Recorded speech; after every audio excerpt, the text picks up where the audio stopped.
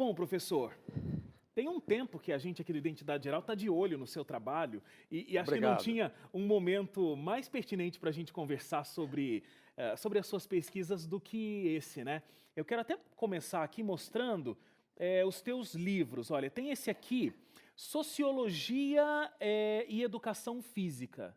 Então aqui o senhor fala um pouco sobre a importância do esporte, né, a prática do exercício físico, do esporte, para a sociedade de um modo Isso. geral. Especialmente para crianças e adolescentes. Interessantíssimo. Aí a gente tem aqui A Violência e o Futebol, que é um livro bastante filosófico, né? O senhor estava me contando, falando sobre essa questão da violência, divergências entre clubes, né? Que levam muitas Sim. pessoas a morrerem em campos de futebol, inclusive, mas não trata só de Brasil, é Brasil e mundo. Brasil e mundo. E o Brasil é o campeão mundial de mortes comprovadas de torcedores por conflitos de torcidas. Infelizmente, somos Infelizmente. protagonistas aí, É. né? Desde 2009. Desde 2009. É. Aí tem esse outro que é A Violência no Futebol. E aí ele é um livro que tem dados muito atualizados e ele é bastante prático, inclusive o senhor traça um plano de ação para combater essa violência no futebol, né? O senhor faz essa Exato. sugestão. Um plano de ação que tem que ser um plano estratégico nacional, combinando 3 grandes conjuntos de medidas. Ao mesmo tempo, medidas de curto prazo, que são medidas de caráter repressivo, punitivo, medidas de médio prazo, que são medidas de caráter preventivo, e medidas de longo prazo, que são medidas de caráter reeducativo. Professor, quando estava anunciando aqui o senhor, eu disse que logo no início da Copa, o Instituto divulgou a pesquisa, né? 65% dos brasileiros não estavam interessados na Copa do Mundo. Como é que o senhor analisa esse dado? É porque responderam uma pesquisa e aí não quiseram dizer que estavam interessados?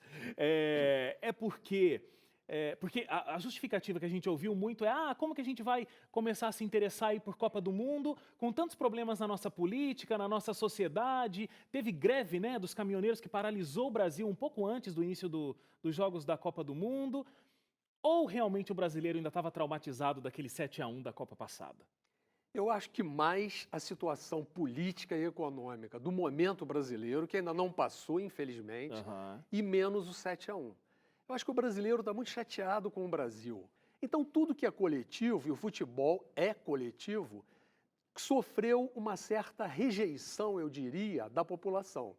Mas à medida que os jogos foram acontecendo, que a seleção foi jogando ao estilo brasileiro, e até para pegar uma carona no ótimo nome do seu programa, do nosso programa, Identidade Geral, o futebol é uma das maiores identidades gerais da vida brasileira, da cultura brasileira e das identidades da história do Brasil.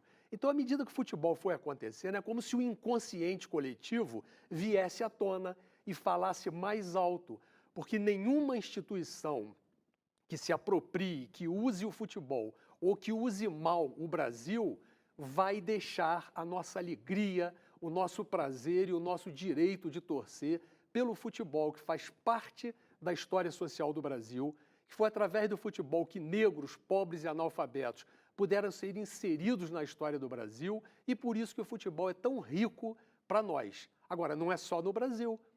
O planeta mundo é um planeta futebolístico.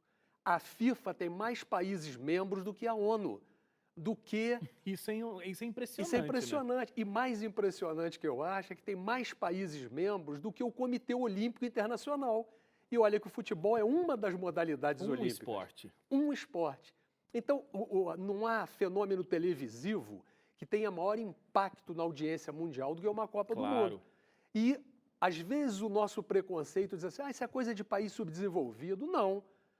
A Alemanha é apaixonada por futebol, o Japão, os Estados Unidos, os países que não tinham o futebol como paixão, como o caso do Japão, Estados Unidos, China, as 2 Coreias agora, estão investindo para tê-lo. Então, o futebol é um fenômeno mundial e a Copa do Mundo simboliza esse fenômeno. Por isso que ele é tão impactante em todo o planeta e, no caso brasileiro, é muito grande.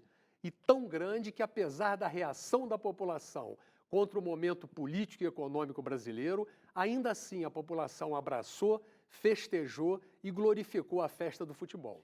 Agora, ele é tão arrebatador, como o senhor estava descrevendo aqui, que muitos classificam como um grande fator alienador da sociedade. Então, né, algumas pessoas até dizem que em momentos de Copa do Mundo, em momentos olímpicos também, mas eu acho que Copa do Mundo né, arrebata mais realmente do que uma Olimpíada. Que muitas coisas vão acontecendo em países como o Brasil e as pessoas não estão dando muita bola para o que está acontecendo porque o grande foco das conversas, das discussões, do conteúdo que a gente lê nas mais diferentes mídias vai ser o assunto futebol. Então ele é alienador. O senhor concorda com isso? Olha, é verdade que isso acontece. E não acontece só no Brasil. Vimos agora na Rússia, isso aconteceu muito durante a Copa. Agora aí, o pecado disso não é do futebol. É da do população. uso político que os poderosos fazem do futebol. E da população que, por falta de uma consciência cidadã crítica mais avançada, por falta de valores, de educação e de ética, acaba se deixando um pouco levar por isso. Agora, todo fenômeno que alcança a alma popular, que contamina as coletividades, ele vai ser usado pelos poderosos, quaisquer poderosos, de qualquer partido político. Agora eu pergunto o seguinte para nós refletirmos. Adolf Hitler, na Alemanha nazista, usou a grande música de Richard Wagner para incentivar a juventude nazista. E Wagner não tinha nada com isso. A culpa não era do Wagner, né? Sim, mas do uso político, que ele infelizmente, que o nazismo fez do Wagner. Tanto que Wagner morreu 50 anos antes do partido nazista chegar ao poder. Então, naquela frase que o futebol é o ópio do povo, o senhor concorda que às vezes isso se dá, mas não por causa do futebol, mas por causa do povo? Exatamente. E só é possível isso acontecer porque o futebol, como eu disse antes, já alcançou e já conquistou a alma popular, já se entranhou na vida das pessoas. Portanto, antes dele ser usado, ele é uma conquista popular. Então, cabe à população não aceitar esse uso indevido do futebol e reagir. Pois é, agora, a gente está falando aqui de Copa do Mundo, a gente estava vivendo esse momento, né, e terminou hoje. Agora, nos teus livros que falam sobre violência e o futebol, a gente não está tocando muito em Copa do Mundo, mas a gente está tocando mais em... Aqui no Brasil, por exemplo, a gente vê muito as guerras entre as torcidas, né? Agora tem esse lance de que as torcidas nem estão podendo mais se encontrar no mesmo estádio quando isso acontece um jogo. Quando isso acontece, e no Brasil, o senhor estava explicando que a gente é campeão nisso? Sim, né? Infelizmente. Passa da alienação, né? Vira um aspecto, eu diria, animalesco. Então eu não consigo enxergar o torcedor do outro time como um outro ser humano. Porque eu passo por cima dele para eliminar a cor daquele uniforme que ele está usando, a torcida que ele faz, que é contrária ao meu time. Como é que a competição ela chega a esse ponto de estrago? Olha, isso é um problema que merece muito estudo e eu estou fazendo isso há quase 30 anos. Então eu sempre costumo dizer o seguinte, quando a gente estuda futebol, abre o futebol para reflexão, para pesquisa, para estudo em bases científicas, quem a gente encontra é o Brasil. Com todos os seus problemas, as suas contradições, as suas mazelas e as suas faltas de políticas públicas. O futebol reflete a sociedade que ele está inserido. Reflete a sociedade que ele está inserido. Então, por exemplo, no caso da violência das torcidas. A violência cresceu muito nos últimos 10 anos, mas a violência, na geral, na sociedade brasileira, também cresceu muito nos 10 anos. Nós somos o país que mais matamos, infelizmente, repito, torcedores por conflitos de torcidas organizadas. Mas também somos o país com maior índice de homicídios dolosos do mundo. Então, nessas violências entranhadas em toda a sociedade brasileira, é muito difícil que um fenômeno da multidão, e a multidão tudo exacerba, tudo acentua, é muito difícil que um fenômeno da multidão, o maior fenômeno das multidões no Brasil, que é o futebol, é maior do que o carnaval. Nós fizemos uma pesquisa na universidade que dos 5.570 municípios que existem no Brasil, 3 são as instituições mais presentes em todos os municípios. É um templo religioso, de qualquer religião, é uma cadeia pública, e já mostra a violência histórica, e um campinho de futebol.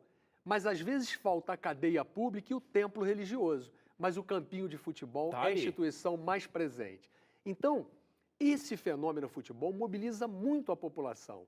Essa população circunscrita numa sociedade violenta acaba fazendo que o nosso fenômeno futebol caia nesse nível que eu concordo totalmente contigo. Só não diria animalesco para evitar ofender os animais. Muito bom. Nessa questão de Copa do Mundo, a gente vê muito diferente do que acontece, por exemplo, nos Estados Unidos, onde pode ser qualquer época do ano e aí tem bandeira espalhada do país para todo lado, na porta da casa das pessoas, em ambientes comerciais e tal, que no Brasil a gente não vê isso, né? Grandes instituições têm ali uma bandeira do Brasil, né, em haste e tudo mais. Agora, na época da Copa do Mundo, fica tudo verde e amarelo, a gente tem bandeira para todo lado. A gente fica mais patriota nessa época, e isso é reflexo do grande sucesso que o esporte, o futebol principalmente brasileiro, sempre teve ao longo dos anos. A gente é a seleção que mais tem títulos em Copa do Mundo, disparadamente, né? A única que participou de todas as Copas, e somos temos a o rei única. do futebol. E temos O rei do futebol, o Pelé, que é indiscutivelmente o maior jogador. Os argentinos discutiriam, mas os argentinos discutem tudo. Muito bom. Mas esse patriotismo que emana na época da Copa do Mundo é justamente por isso? A gente não é tão patriota porque a gente não vê o nosso país sendo protagonista do sucesso em outras épocas, e aí a Copa do Mundo motiva a gente, porque aí a gente tem esperança. Ah, não, o nosso futebol é o mais campeão de todos que existem no mundo, tal, e vamos lá com essa esperança. É isso? É isso. Eu diria assim, historicamente, nenhum país se desenvolveu sem que a sua população, majoritariamente, tivesse o mínimo de orgulho nacional. Orgulho de suas raízes, de seus valores, de sua história, de sua instituição. Por exemplo, na Copa de 2006 da Alemanha, eu tive o prazer de ir lá e acompanhar, a Alemanha perdeu a Copa. A Itália ganhou a Copa. E quando acabou a Copa, lá no portão histórico de Brandemburgo, que divide a cidade de Berlim com a antiga Berlim Oriental e a atual Berlim Ocidental, hoje unificadas, claro, uma enorme faixa foi aberta no portão de Brandemburgo, onde quase 1 milhão de pessoas, de todas as idades, de todos os tipos físicos, de todas as classes sociais, cantavam e dançavam uma Copa que a Alemanha tinha perdido. E a faixa enorme aberta lá estava escrito o seguinte: a Itália ganhou uma Copa, mas a Alemanha ganhou uma alma.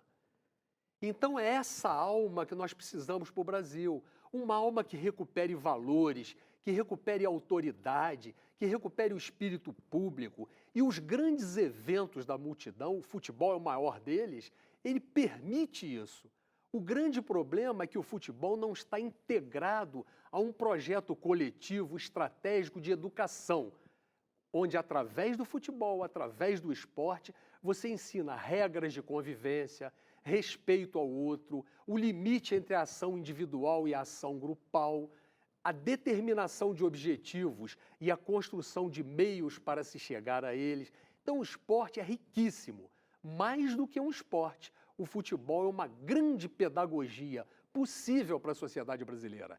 É usado nos Estados Unidos assim, em Cuba assim, na Costa Rica, na Alemanha, na Dinamarca. Olha, eu estou falando de países totalmente diferentes. Primeiríssimo mundo. E primeiríssimo mundo. Países com grandes problemas. Eu tive estudando a política esportiva em Cuba e nos Estados Unidos.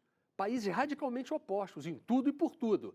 E, no entanto, os dois investem prioritariamente no seguinte: a formação esportiva é parte da formação educacional geral. E a educação educacional geral é o pano de fundo para todas as ações sociais, desde as mais altas autoridades até o indivíduo mais subalterno. E é por isso que no Japão, todas as pessoas, por tradição, por lei e por norma, têm que se curvar para o imperador. Todas. O mais alto cientista, o mais alto religioso, o mais alto professor, o médico, todo mundo, o artista, todos têm que se curvar para o imperador. Mas para a única pessoa para quem, por norma, tradição e lei, o imperador é obrigado a se curvar, é para a professora do ensino fundamental. que nós chamamos aqui de professor primário. É mesmo? É isso, todos se curvam a ele e ele é obrigado a se curvar ao professor ou professora do ensino fundamental. Bom, o que mostra a importância que eles dão à educação, claro. E isso faz toda a diferença. Nesse livro Sociologia e Educação Física, que eu mostrei, mas mostro mais uma vez aqui, ó. Eu conto essa história do Japão. O senhor conta essa história do Japão e eu até tenho uma pergunta ainda para fazer sobre a história de patriotismo e futebol, mas eu vou segurar isso para entrar no esquema da educação aqui que o senhor puxou.